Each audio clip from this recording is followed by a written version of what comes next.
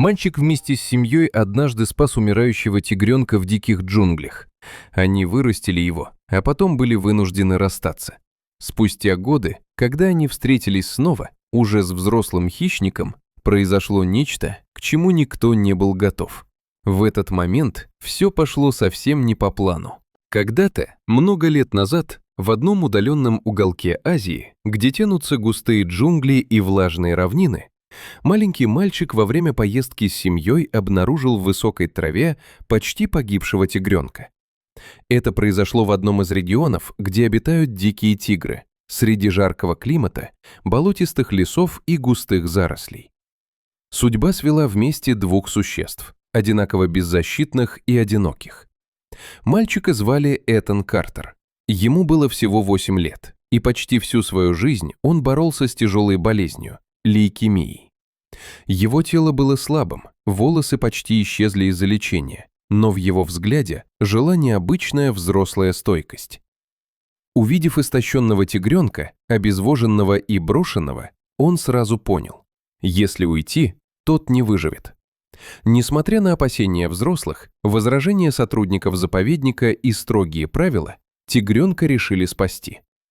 Скорее всего, его мать погибла от рук браконьеров. Благодаря помощи знакомого врача-натуралиста, доктора Льюиса Ховарда, удалось получить временное разрешение на содержание животного.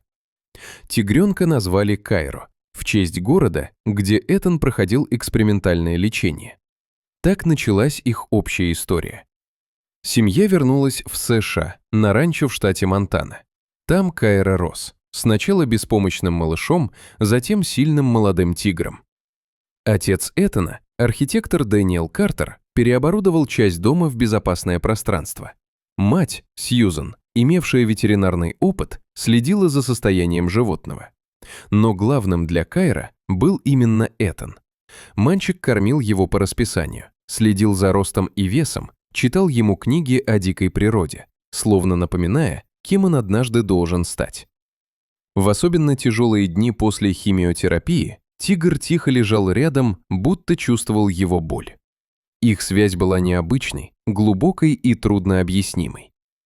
Со временем стало очевидно, тигр растет слишком быстро, его сила и природные инстинкты брали верх.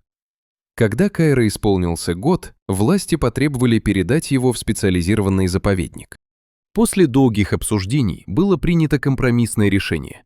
Тигра перевезут в охраняемую территорию, а Этан сможет иногда навещать его.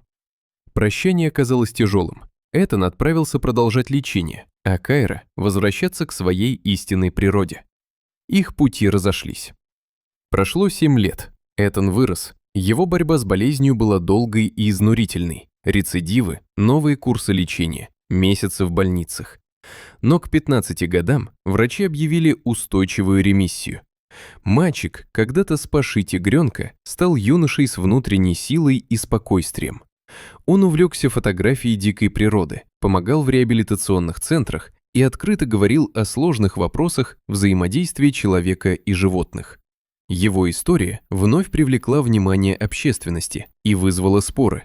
Одни восхищались, другие осуждали, не понимая всей глубины ситуации. Именно в это время пришло тревожное известие. Заповедник, где жил Кайро, столкнулся с серьезными трудностями. Хуже того, взрослый тигр начал вести себя нестабильно. Отдалился от других животных, почти не ел, проявлял признаки сильного стресса. Специалисты предположили, что ранняя связь с человеком оставила глубокий след. Они решились на отчаянный шаг, пригласили Этана. Встреча проходила через прочное защитное стекло. Никакого контакта, только наблюдение. Когда Кайро появился, он уже не был тем маленьким тигренком. Перед Этаном стоял огромный, мощный, дикий зверь. Сначала никакой реакции. Сердце юноши сжалось. Но затем тигр подошел ближе, коснулся стекла лапой, издал тихий глубокий звук, не рык и не мурчание, и сел напротив, как когда-то, будто снова слушая знакомый голос. И вдруг тишину разорвала тревога. На территорию проникли браконьеры. Они знали, кого ищут. Знаменитый тигр, выращенный человеком, стоил больших денег. В возникшей суматохе Этан, не думая об опасности, бросился предупредить Кайра. Он оказался лицом к лицу с преступниками и с собственной судьбой. Когда браконьеры подняли транквилизатор, из леса вырвался тигр. Кайро бросился вперед, но, услышав голос Этана, остановился. Этого хватило, чтобы сорвать побег. Машина рванула, но тигр бросился на перерез, защищая его. Фургон остановили, браконьеров задержали. Кайро встал между Этаном и опасностью, как живой щит. Все замерли. Перед ними стоял дикий тигр и человек, которого он помнил. И стало ясно, такая связь не исчезает. Иногда она просто ждет своего часа.